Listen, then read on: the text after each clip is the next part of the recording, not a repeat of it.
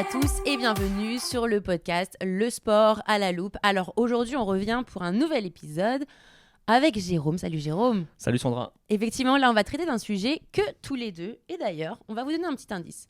Si par exemple j'allumais ma cigarette maintenant, ça donnerait le départ potentiellement de quelque chose. D'un événement dont on va parler aujourd'hui. Exactement. Parce que effectivement la cigarette, alors bien évidemment c'est très dangereux pour la santé, mais cependant c'est le point de départ d'une course qui s'appelle la Barclay. Dont on a parlé dans l'actualité récente. Exactement. Alors vous allez vite comprendre pourquoi. Bien évidemment, je ne vais pas fumer maintenant, donc je vais reposer ma cigarette en tout cas. Mais effectivement, la Barclay, c'est un petit peu la course impossible. Oui, c'est un peu un événement. Enfin, c'est le nom qu'on donne. J'allais dire loufoque, c'est peut-être pas vraiment le mot qui convient. Ouais, totalement loufoque un petit Bon, peu. d'accord. Très atypique en tout cas dans le milieu des marathons, parce que ça reste effectivement dans les marathons, parce que c'est les marathons de L'ultra-marathon. L'ultra-marathon, effectivement, Ouais. de Barclay. Oui. Et c'est une course, en fait, de sentiers de type ultra-marathon, comme on vient de le dire, qui se fait donc dans le parc d'État de Frozen Head, donc aux États-Unis. Parce que bien évidemment, pour le concept qu'on va vous présenter, ça ne pouvait être que aux États-Unis, tout simplement. Alors effectivement, il y a à peu près 10 jours, on va dire. Ouais, c'est ça. Ouais, 10 jours, effectivement. La Barclay est arrivée effectivement dans les médias parce qu'il y a eu, pour la toute première fois, effectivement, une femme qui a remporté, en tout cas, ce marathon de l'extrême. Jérôme vous en parlera un petit peu plus tout à l'heure. Mais c'est pour ça qu'on s'était dit que c'était intéressant parce que c'est quand même une course qui est très compliquée. Pourquoi ? Parce qu'il y a quand même pas mal de choses, tu vas nous en parler, un petit peu folles. Exactement. C'est-à-dire qu'on est vraiment, vraiment très, très loin de toute course, même dans son process, même sur le fait de s'inscrire. C'est pas pareil. Alors, on va reprendre un petit peu depuis le début. Déjà, la Barclay, elle existe depuis 1986. Donc, c'est pas non plus une course qui... on va dire intermédiaire. Elle n'est pas non plus super vieille, mais elle n'est pas non plus toute récente. On est quand même dans les années 80. Et c'est surtout qu'elle a elle a un schéma qui a évolué au fur et à mesure parce qu'effectivement, dans le tout début, ça restait quand même une course impossible. Mais c'est pas pour rien non plus qu'il l'avait organisée de cette Alors justement, manière. j'allais te demander, c'est quoi le point de départ de cette folie en fait?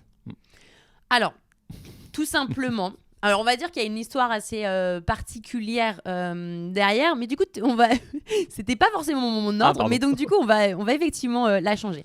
Elle a été imaginée par deux hommes, donc, et notamment un qui est très très central dans l'organisation.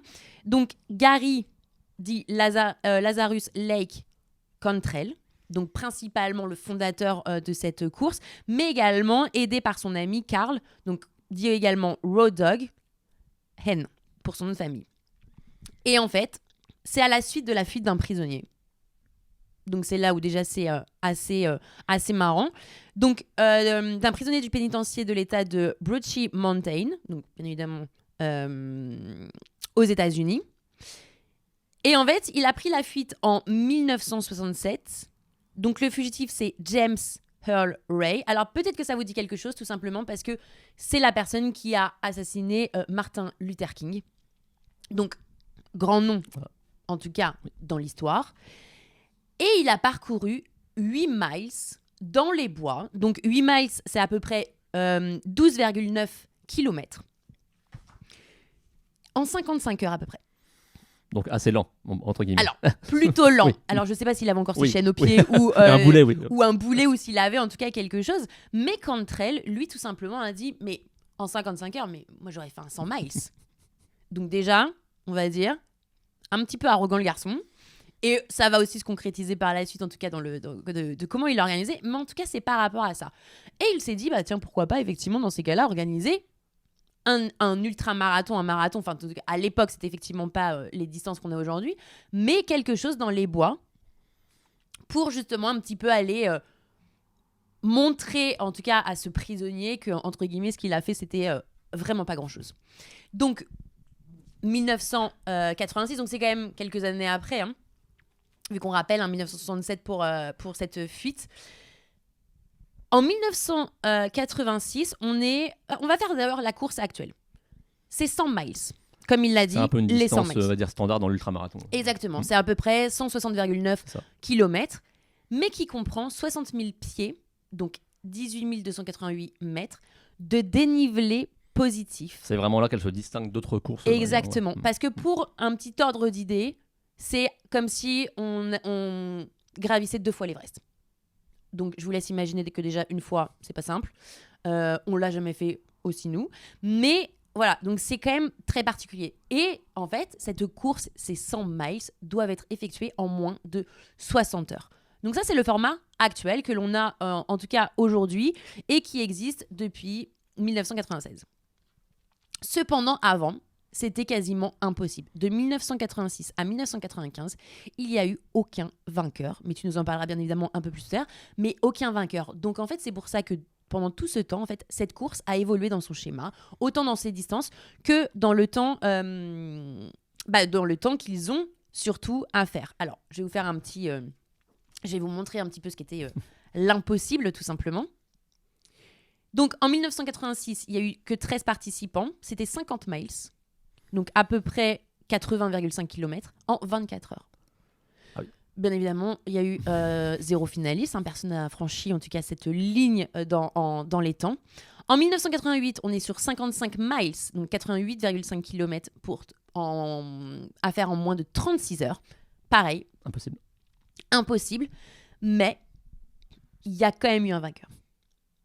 Premier vainqueur, il s'appelle donc, surnommé Frozen, Ed Furlow, qui en 32 heures, 14 minutes et 50 secondes a effectivement fait les 55 miles. Donc c'est vraiment le premier qui a fini la Barclay. Exactement. Alors la Barclay dans sa version entre guillemets originelle, oui. À l'époque, donc 55 miles en 36 heures.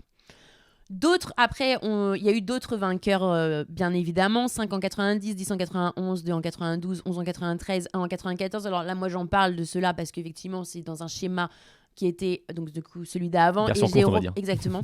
Et Jérôme vous parlera bien évidemment de toute cette génération qui est arrivée après pour justement cette Barclay qui existe aujourd'hui. Mais cependant, en 1989, Gary Cantrell annonce qu'au final, boucler ces 3 tours, ce que ça représentait à peu près 3 tours, c'est juste un fun run. Et le fun run, d'ailleurs, est resté. Parce que le terme est resté. Exactement, parce que le fun run, c'est effectivement le fait de boucler 3 tours. 3 tours, c'est environ 12-13 km, on va dire. Et pour véritablement vaincre la Barclay, il s'est dit, il faut la terminer. 110 miles, donc 177 km, en moins de 48 heures. Ce qui est énorme. Je ne sais pas si vous essayez d'imaginer. Puis, en moins de 50 heures. Et à partir, donc, du coup, de 94, étant donné que personne, bien évidemment, la finissait, on est passé effectivement sur ce nouveau format.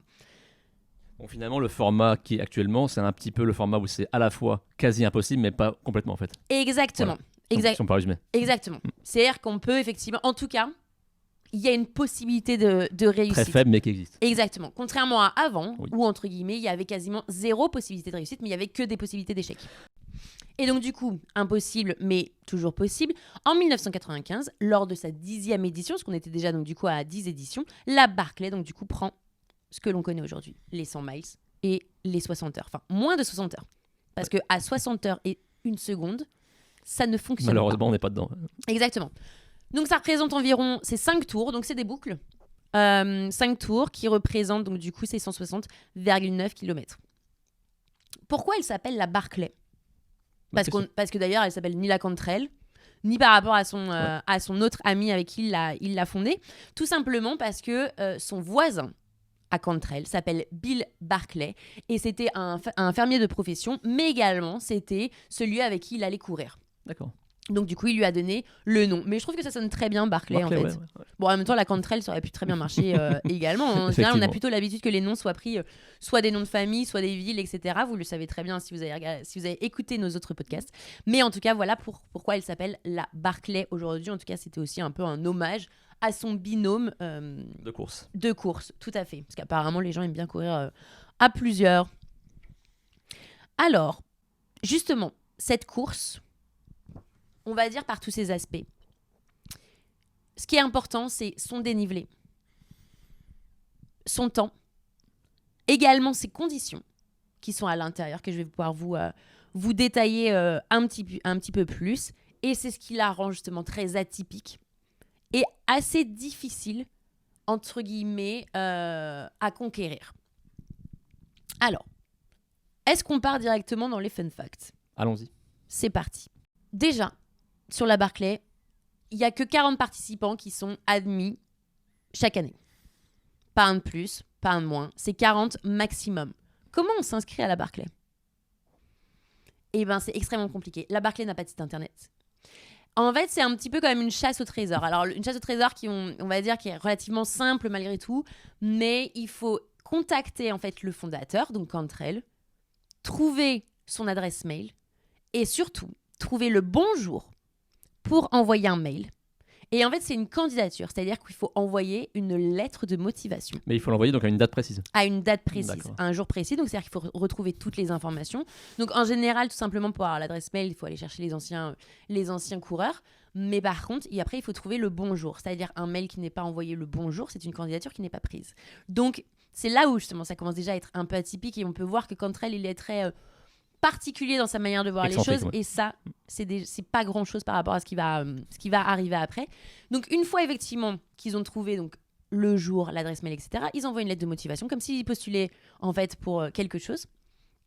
Et s'ils sont admis, ils reçoivent, eux, une lettre de condoléances. Ah oui, parce que forcément, ce qu'ils attendent va être exactement, funeste. Entre guillemets, pour leur dire, malheureusement, vous allez aller dans quelque chose qui va être très très compliqué. On ne sait pas trop si vous allez vous en sortir ou pas. Donc ça, c'est déjà l'inscription et l'acceptation sur la course. Également, une fois qu'ils ont reçu leur lettre de condoléances, ils doivent signer une décharge légale où ils se portent garant de tout problème sur la course. Qu'est-ce qui est écrit dans cette décharge légale ? Alors, ça m'a fait beaucoup rire, mais c'est là où on voit quand même l'excentricité du garçon. Si je suis assez bête pour tenter la Barclay, je mérite d'être tenue pour responsable de toutes les conséquences de cette tentative, fussent-elles financières, physiques, mentales et autres. Donc là, vraiment, on sort totalement d'un circuit de course homologué, on va dire. Alors clairement, de toute façon, elle n'est pas homologuée. Oui, ouais. Et effectivement, ce qui fait en fait que nous sommes sur une course sans assistance, que nous sommes sur une course sans point de santé, sans point de soins. Alors je vous rassure, il y a quand même 2 buvettes seulement sur le parcours, mais bon, on vous l'a dit, c'est des boucles, donc forcément, ils le retrouvent à plusieurs reprises, mais ça n'empêche, je ne sais pas à quel temps il fait là-bas, mais en tout cas, cette décharge légale, enfin, j'aime beaucoup comment il amène les choses, mais c'est là où on peut voir justement que c'est très, très particulier, en tout cas, de se dire que l'on est assez bête, par son expression, pour effectivement tenter l'impossible, mais ça fait partie aussi du folklore, entre guillemets, de cette course. Cette course a des frais d'inscription. Ah oui. 1,60 $, ce qui représente 1 cent par kilomètre. Mais c'est pas tout. Parce qu'au-delà, effectivement, de payer ces 1,60 $, ceux qui ne sont pas énormes pour aller souffrir grandement pendant quelques heures. Pendant quelques heures, effectivement, enfin quasiment tous en au moins 59 heures, ça c'est sûr. Oui. Les participants doivent également offrir un cadeau défini par Cantrell à Cantrell. Ça peut être une chemise, des chaussettes, un paquet de cigarettes, etc. Et donc, s'ils n'ont pas le bon cadeau, ils ne participent pas à la course. Exactement. Oh là là. C'est-à-dire qu'en fait, c'est lui qui définit sa liste pour chaque personne. Donc, il reçoit quand même 40 cadeaux au final. Mais ça fait partie, effectivement, de la situation. Et j'ai vraiment l'impression que c'est comme si il y a une vénération autour de ce Cantrell qui mène un petit peu la danse, mais en même temps, bien évidemment, les coureurs, ils vont en connaissance de cause, hein, c'est pas tout ça. Et également, au-delà du cadeau et des 1,60 $ qu'ils doivent en tout cas payer ou acheter, ils doivent, si c'est leur première participation, ils doivent également emmener une plaque d'immatriculation de leur pays d'origine ou de leur ville d'origine. Et en fait, toutes les plaques d'immatriculation sont accrochées au départ de la course. Ça, c'est bien ça.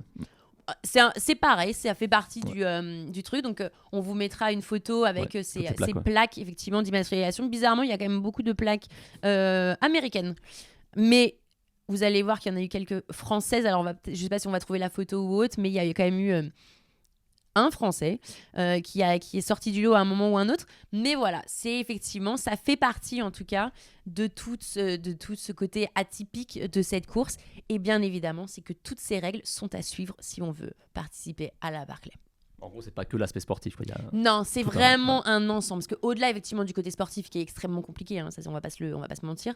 Personnellement, j'irai pas la tenter. Mais voilà, ça fait partie il y a quelque chose. Et justement, ensuite, parce qu'au-delà des cadeaux que l'on fait à M. Cantrell, Sur cette course, comme on vous l'a dit, donc c'est 5 boucles. 3 boucles de fun run, 5 boucles au total. Et les 4 premiers tours, ils sont pas disputés dans le même sens. C'est pour un peu déstabiliser les coureurs, je suppose. Ouais. Encore. Exactement. Ou je pense aussi pour apporter une difficulté. Aussi, ouais. Parce que je pense que c'est pas simple. Oui, du coup on s'habitue pas au tour. Exactement. Donc c'est 2 dans un sens, 2 dans l'autre. Et il y a un petit truc justement sur le 5e tour. Est-ce que tu peux nous dire ? En fait, c'est une règle qui a été mise en place récemment. Oui. Parce que il me semble qu'en 2001, je crois, 2 coureurs ont couru totalement en même temps toute la course. Et ils ont fini main dans la main. Exactement. Et donc du coup, Lazarus Lake, pour créer encore une difficulté de plus, a interdit qu'on termine le tour final ensemble. Exactement. Parce qu'en fait, on sait aussi que quand on court à 2, par exemple, Ça aide. ça aide, il y a une certaine motivation, on suit le rythme, il y a quelque chose. Donc il s'est dit, donc c'est effectivement depuis 2003. Donc si 2 personnes arrivent en même temps au début de l'ultime tour, elles doivent se séparer, l'un va dans un sens et l'autre Exactement, c'est en sens inverse pour chacun. Ils ne peuvent pas, en tout cas, Voilà. courir ensemble. Donc comme quoi, en fait, il y a quand même un côté très vicieux. C'est-à-dire qu'en adaptant... Ils trouvent des parades, on va dire. Non, bien sûr, mais en fait, c'est très vicieux aussi parce que ça rend les choses compliquées. Et c'est surtout, ouais, mais là, donc du coup, ils vont réussir à la terminer. Mais moi, j'ai pas envie qu'ils En fait, je pense arrivent que à ce la Lazarus terminer. Lex, dès qu'il ressent que le coureur finit trop facilement, il met des Alors, je des dirais pas obstacles trop... de plus. Non, je dirais pas trop entre facilement. guillemets. Mais c'est que lui, en fait, quand il l'a créé surtout, et ça sera surtout... je vous donnerai une citation juste après. Ouais. Mais en fait, pour lui, c'est vraiment... Il a voulu créer en fait l'impossible et surtout aller vraiment très proche des limites de la condition humaine. Si vous voulez vous confronter à un vrai défi, il faut que ce soit un vrai défi. Vous ne pouvez rien accomplir s'il n'existe pas une possibilité d'échec. Signé Gary Lazarus Lake Cantrell. Donc, en fait, c'est vraiment son but. Donc, dès que ça devient effectivement qu'il y a trop de vainqueurs, et peut-être que potentiellement bientôt il va nous changer les règles, étant donné qu'il y a de plus en plus de vainqueurs aussi, c'est pour rendre les choses un peu plus compliquées et se dire, eh ben, on va encore aller plus loin pour aller justement frôler ces limites de la condition humaine. D'accord. Alors, je repars donc du coup dans mes facts. Donc là, effectivement, on vous a parlé de ces possibilités de, en tout cas, un sens puis un autre. Et également, Cantrell donne la possibilité, la veille du départ, d'avoir en fait le plan, la carte géographique, qui va dévoiler, entre guillemets, pas mal de points et pas mal de choses, et la boucle qui vont avoir, en tout cas, à faire. Parce que, donc, ils ont le droit, en tout cas, de aller faire du repérage la veille. Mais dans des terrains balisés. C'est-à-dire que c'est vraiment sur les sentiers, on ne peut pas aller à l'intérieur, etc. Donc pareil, tout est contrôlé dans le système, mais en tout cas, on peut commencer à aller voir. Également, on pourrait penser, c'est vraiment comme une course d'orientation. C'est-à-dire qu'il n'y a aucun appareil électronique. Et ils ont le droit seulement, donc, du coup, à une carte. Donc, ils ont pu, la veille, recopier en tout cas la carte de Cantrell sur leur propre carte. Mais également, ils ont une boussole. Donc, tout se fait également. Donc, c'est aussi pendant ces 60 heures, tout se fait à la boussole. C'est quand même... À l'ancienne. Totalement à l'ancienne. Quand on voit le personnage, ça ne m'étonne pas. Et ils ont juste, en fait, au départ de la course, ils ont une montre qui est offerte à ce moment-là, pour justement qu'elle puisse sonner, en fait, les times. Parce que, en fait, c'est pareil. Ce que j'ai oublié de vous préciser, c'est que ces 5 heures... ces 5 boucles, en 60 heures, sont divisées. Ça veut dire que si, par exemple, le premier tour n'est pas terminé en 12 heures, la personne sort. Ah oui, donc c'est d'accord, ok. Exactement. Donc, c'est 12, 24, 36, 48, 60. Ok. Donc, les fun runs, par exemple, comme on le disait, c'est quand même 1, 2, 3. Donc, 12, 24, 36 en 36 heures. Alors en fait, quand on atteint la fin du 3e tour, pour continuer, il faut passer en moins de 36 heures. Tout à fait. Mais si on termine les 3 boucles en moins de 40, du coup, on a ce qu'on appelle terminer la fun run. Exactement. Donc voilà, c'est sa distinction. Exactement. La fun run, à proprement dit, si on la vise qu'elle, c'est 40 heures. Voilà. Mais si on va jusqu'à la fin de la Barclay, effectivement, 12 x 3, vous l'avez compris, 36. Également. Donc du coup, on a parlé effectivement de ces montres. Mais par contre, quand est-ce qu'il est le départ ? Parce que pareil, ça aussi, c'est un mystère. C'est-à-dire que c'est pas comme s'il y avait bon bah venez dimanche à 10h et vous allez pouvoir commencer à Mettez votre dossard. exactement, vous allez pouvoir commencer à courir. Non, pas du tout. C'est-à-dire que la course peut démarrer entre minuit et midi. Donc, bien évidemment, ils ont quand même le jour. Ils sonnent 1 heure avant le départ. Donc, ils sonnent avec un gong. Donc, c'est comme un gros coquillage de mer. Un gong. Vous savez, celui où qu'on écoute à l'oreille pour voir justement si on entend bien la mer. Donc, c'est à peu près ça, si je me trompe pas. D'accord. Mais en tout cas, j'ai vérifié avant et c'est ce Ok. qu'ils m'ont sorti. Donc, 1 heure avant. Et la course démarre. Vous l'avez compris normalement avec mon intro. Quand Cantrell allume sa cigarette. Donc, en gros, je pense que 1 heure avant, on peut à peu près calculer. Donc, il doit avoir tous les yeux sur lui, les 40 participants. Et dès que monsieur, en tout cas, allume son briquet pour allumer sa cigarette, effectivement, C'est parti. la course démarre. Et également, pourquoi aussi ils ont eu la carte avant ? C'est parce que pendant, justement, cette course, il y a des points avec des livres où ils doivent passer, ou trouver ces livres pendant, donc du coup, c'est 60 heures. Trouver ces livres, arracher la page du numéro de leur dossard pour montrer que justement ils sont passés par tous ces points qui sont en tout cas sur le parcours. Et bien évidemment, comme c'est comme ça, à chaque nouveau tour, il y a un nouveau dossard qui est donné pour qu'ils puissent après re-arracher C'est bien fait quand même. une page. Et, effectivement. Donc ça veut dire qu'en fait, on est focus quand même sur du sport, quand même de haut niveau sur le principe de courir autant de temps pendant ce temps, parce que bien évidemment, hein, ils dorment pas, je vous rappelle. Également, il y a un côté très ludique, il y a un côté très avec justement ce côté où on est en boussole, enfin on est seulement avec la boussole, donc ça fait travailler quand même beaucoup de choses, donc elle est quand même plutôt bien pensée, même si elle est effectivement très excentrique, je dirais, dans ses process, c'est-à-dire que c'est pas quand on va faire effectivement le marathon de New York par exemple, bon il y a pas, c'est un peu plus simple on va dire pour y accéder, mais je pense que beaucoup du coup ça leur plaît aussi ce côté un peu comme ça, un peu où ils se font je dirais un peu ils se font un peu maltraiter par J'allais le dire aussi. par Cantrell. Mais il y a un côté assez sympa. Et donc du coup pour finir, enfin la ligne de départ et d'arrivée après est symbolisée par une barrière qui est jaune et qui est présente en fait au milieu donc du coup d'une route du parc. Et ils doivent effectivement la taper pour aussi valider chacun de leur tour et effectivement également l'arrivée. Et pour finir, parce qu'il y en a beaucoup du coup qui ont abandonné cette course ou qui ont été en tout cas exclus de cette course du fait, comme on l'a dit tout à l'heure, des timings, des temps, etc. C'est qu'ils sonnent avec une trompette cette fois-ci, grand musicien hein, Cantrell au final. Il sonne il joue de la trompette par la sonnerie aux morts lorsqu'il y a effectivement un abandon. D'accord, il y a encore un petit rappel funeste. Exactement. Bah, dans tous les cas, déjà la lettre de condoléances, après, effectivement. Donc, j'aime quand même beaucoup, même si ça peut être... on pourrait considérer que c'est assez idiot tout ça, hein, mais il y a quand même un sacré storytelling qui est derrière. Ah oui, c'est sûr. Il y a quelque chose qui est justement... qui rend cette course assez unique en son genre. Non pas... Enfin, par son côté sportif, certes, mais également par tout ce côté qui vraiment contribue à 100%, en tout cas, à la course. Et donc voilà, comme je vais le redire au cas où, la Barclay n'est pas pensée pour être terminée par le plus grand nombre, bien évidemment. Elle a été élaborée pour qu'elle se situe à la limite des capacités humaines, de sorte qu'il n'y ait que 1% des participants qui puissent, en tout cas, en venir à bout. Et justement... Alors justement, je pense qu'on a légèrement maintenant dépassé ce seuil de 1%. Parce que je crois que dans l'histoire de la Barclay telle qu'elle est actuellement, on est à 800 participants et 20 finishers. Donc on est un peu au-dessus des 1% du coup. Tout à fait. Après, parce qu'effectivement, il y a les candidatures au début, on n'accepte que 40 personnes. Voilà. Mais oui, effectivement. Donc on peut dire On va dire qu'il y a que de plus en plus de... l'être humain, en gros, relève le défi de Cantrell, on va dire. Allez. L'être humain évolue aussi. Aussi, oui. Le matériel. Mais on peut aussi le voir par exemple sur les marathons où maintenant Oui, on bien resserre sûr. de plus en plus, donc forcément...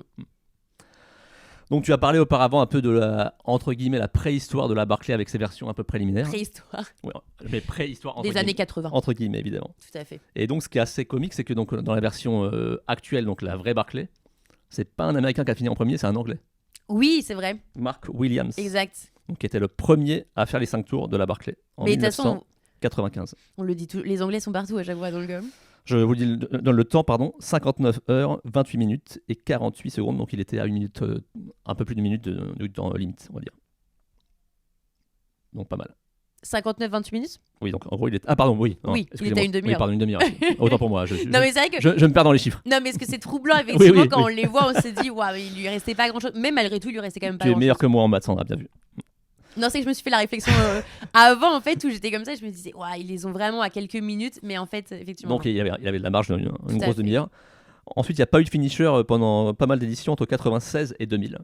Exactement, parce que justement, comme je vous l'expliquais tout à l'heure, c'était sur l'ancien système. Et donc, c'était vraiment pour le coup des temps qui étaient impossibles. Donc, quand on disait en 24 heures, etc., c'est clairement pas possible. Peut-être qu'aujourd'hui, malgré tout, on pourrait le faire, je ne sais pas. Donc on en parlait également auparavant. Donc en 2001, David Horton et Blackwood ont fini la Barclay ensemble. Et donc c'est de là que la règle a changé après. Tout à fait. Donc voilà. Donc ensuite, on a interdit de faire les derniers tours ensemble. Voilà. Et donc en 2004, suite à cette nouvelle règle, on a donc deux coureurs, Mike Tilden et Jim Nelson, qui doivent donc se séparer à l'entame de l'ultime tour, mais qui malgré tout terminent tous les deux. Donc deux finishers de plus. Mais en sens inverse. 57 heures, 25 et 28 pour les deux. Pas mal, hein. On a un Je nouveau. crois que d'ailleurs, c'est peut-être un des meilleurs temps sur les. À l'époque, c'était un des meilleurs temps, mais on a le record qui a été battu en 2008. Donc, Brian Robinson, un Américain, parce que là, en fait, ils sont tous Américains pour l'instant, Oui, à bien part sûr. le premier. 55 heures, 42 minutes et 27 secondes, donc le nouveau record Ouais, c'est pas mal. en 2008. En 2009, on a une belle histoire. Andrew Thompson, il avait loupé 9 fois avant de réussir. Donc, le garçon est très persévérant. Parce que c'est tellement une épreuve physique et mentale que pour la tenter 10 fois, il faut vraiment être un peu fou dans le bon sens du terme, on va dire. Ouais, c'est vrai. Et donc ce Thompson a été récompensé en réalisant donc ce finishing en 2009. Voilà. En 2011-2012, on a le premier coureur à la terminer 2 fois. Brett Mone, un Américain. Donc lui, c'est le premier qui réalise cet exploit incroyable à l'époque, parce qu'il y en a d'autres depuis. Et donc Brett Mone, c'est le premier qui l'a fini 2 fois, en 2011-2012. Et ensuite, on a vu donc Jared Campbell qui l'a carrément lui fini 4 fois, 2012, 2014, 2016 et 2024, donc cette année. Oui. Et John Kelly, 2017, 2023 et également 2024, qui est un peu l'année des records. Donc il me semble que c'est ça. Il y en a 3 qui l'ont effectivement réussi plusieurs fois. Parce qu'en fait, souvent, on considère que c'est tellement dur à faire une fois que quand on la refait, on imagine la douleur qu'on a vécue avant et qu'on arrête en fait. Souvent, c'est un peu ce que les coureurs en fait traduisent dans leurs propos, on va dire. En 2017, on a eu une histoire assez triste avec, entre guillemets, parce que Gary Robbins est arrivé avec 6 secondes de retard, donc 60 heures et 6 secondes. Exactement, mais c'est pour ça que je vous disais tout à l'heure que ça ne fonctionne pas sur... Mais là où c'est un peu un moindre mal, c'est qu'il a appris après qu'il aurait été disqualifié dans tous les cas, donc du coup... Tout à fait, parce qu'il y a eu des erreurs de navigation. Exactement. Ouais. Donc du coup, un peu moins de regret d'échouer à 6 secondes, on va dire, entre guillemets, si on peut dire. Bah, quand même. Événement pour nous... Je pense qu'il y a un défi personnel aussi qui se fait quand même. Tout à fait. On t'entend parler auparavant donc, de la France. 2023, on a donc le premier Français, Aurélien Sanchez, qui termine la Barclay sous le temps des 60 heures en 58 heures, 23 minutes et 12 secondes. Le seul Français, du coup, qui a réussi. Et d'ailleurs, l'équipe Explore lui a consacré un reportage assez intéressant récemment, donc pour ceux qui veulent aller le voir. On vous mettra le lien. Voilà. Donc également ce John Kelly qui l'a refait avec lui donc, en 2023. Et le Belge Karel Sab. Alors il y a une histoire assez marrante aussi entre guillemets sur lui, c'est que l'année précédente, il l'avait tenté. Il s'était égaré dans une ville et on l'avait retrouvé en train de parler à une poubelle. D'accord. Parce qu'on l'a peut-être pas évoqué avant, mais on touche tellement ses limites physiques et mentales qu'on rentre dans un état second souvent. Mais en fait, il suffit juste d'imaginer que vous dormiez pas pendant 60 heures et que dans tous les cas, les hallucinations, on le sait tous que quand on ne dort pas pendant un certain temps, en tout cas, c'est le cerveau qui nous joue des tours, donc il y a les hallucinations qui peuvent intervenir. Petite précision par rapport au Français donc Sanchez en 2023, en fait il lui manquait une des pages donc des livres, mais c'était pas de sa faute. En fait c'est un randonneur qui avait malencontreusement arraché la mauvaise page. Donc du coup il a vraiment eu peur de ne pas être validé en arrivant, mais forcément que Cantrell a été compréhensif et donc lui a accordé donc le statut de finisher sur la com. Peut-être qu'il faudrait toujours venir avec un livre sur cette course comme ça. On en parlait auparavant, donc 2024 c'est un peu l'année de tous les records sur la Barclay version très belle édition, actuelle. 5 finishers. Ouais. Un Ukrainien, donc Ilor Veris, encore ce John Kelly, encore Garrett Campbell, donc les deux qui sont Jared Campbell, deux habitués un peu de la Barclay.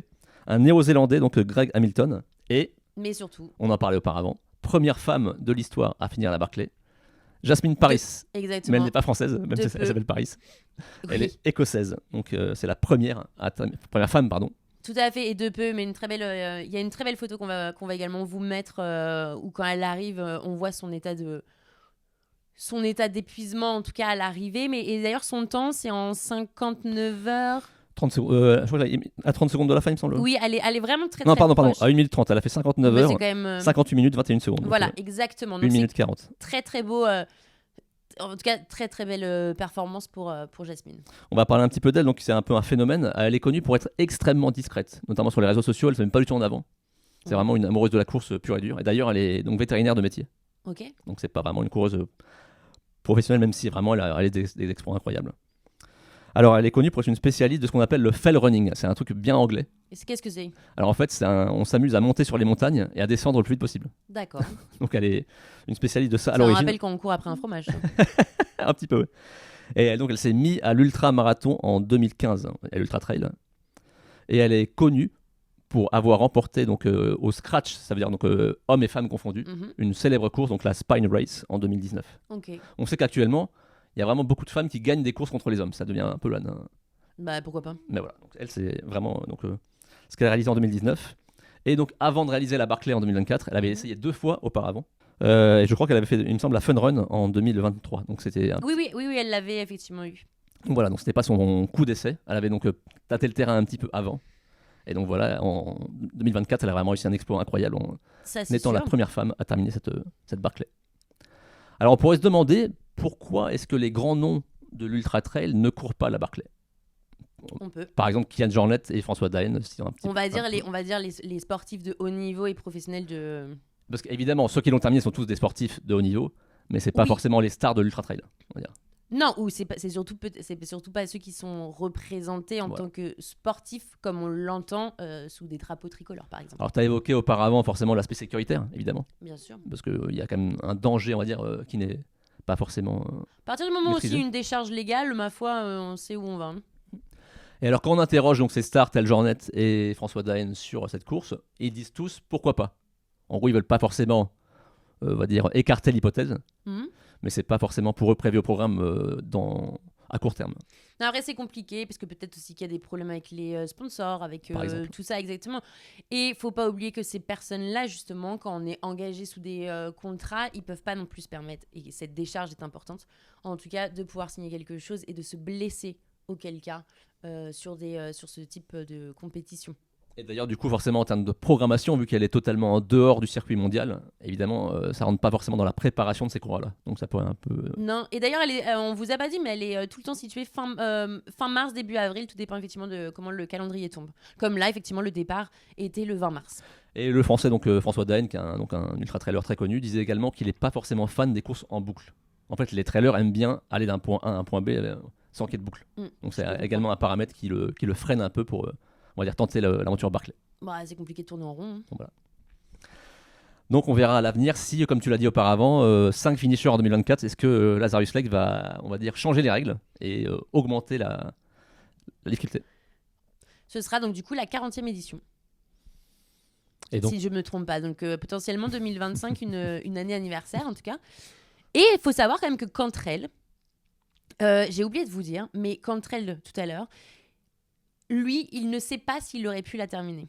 C'est aussi comme ça qu'il a fait évoluer ses schémas. Voilà. Donc à bon entendeur, c'est que ça reste effectivement quelqu'un de très excentrique, mais potentiellement, il ne l'a quand même pas couru. Donc voilà. Mais aujourd'hui, il a quand même 70 ans. À l'heure en tout cas où on vous parle, donc c'est sûr qu'il pourrait potentiellement plus la faire, mais il avait effectivement la trentaine quand il l'a créé avec son ami. Donc voilà, peut-être qu'il l'a tenté. On n'a pas trop réussi à trouver d'informations, mais moi j'ai quand même vu qu'apparemment de lui-même, comme il l'aurait dit, moi-même je n'aurais pas pu la faire, la Barclay. En tous les cas, donc pour terminer, si certains d'entre vous ont envie de la faire, forcément, les conditions d'entrée sont dures, donc bon courage à vous pour trouver les clés. Pour trouver effectivement Pour trouver les clés. toutes les infos, mais je pense qu'en fait dans ce milieu Pour nous, ça serait compliqué, mais dans ce milieu, c'est pas si compliqué que ça. Oui. Cependant, peut-être que nous avons des auditeurs également qui ont déjà fait la Barclay. Parmi les Ce 800. serait génial, en tout cas, de pouvoir avoir vos avis, ou même, en tout cas, avoir votre avis sur ce que vous pensez de cette course. Est-ce que vous en aviez déjà entendu parler? Est-ce que vous la connaissiez? Est-ce que c'est quelque chose qui... je sais pas, quel est votre ressenti par rapport à tout ça? Est-ce que vous le voyez d'un côté folklore ou totalement idiot? On peut employer les termes. Voilà, nous on a trouvé ça sympa en tout cas de pouvoir vous partager ça, et surtout parce qu'effectivement la première femme a quand même remporté cette Barclay, donc c'était quand même aussi un petit clin d'œil, bien évidemment aussi à tous les grands vainqueurs de la Barclay. Sandra, merci. Merci à toi également, Géraud. Merci à vous. N'hésitez pas toujours, un petit like. Vous pouvez activer la notification. Vous pouvez vous abonner, bien évidemment, à la chaîne. Nous mettre, en tout cas, un petit commentaire. Nous, c'est avec grand plaisir qu'on vous a partagé, en tout cas, cette histoire de la Barclay. Et on se retrouve, bien évidemment, la semaine prochaine. Salut à tous. Salut.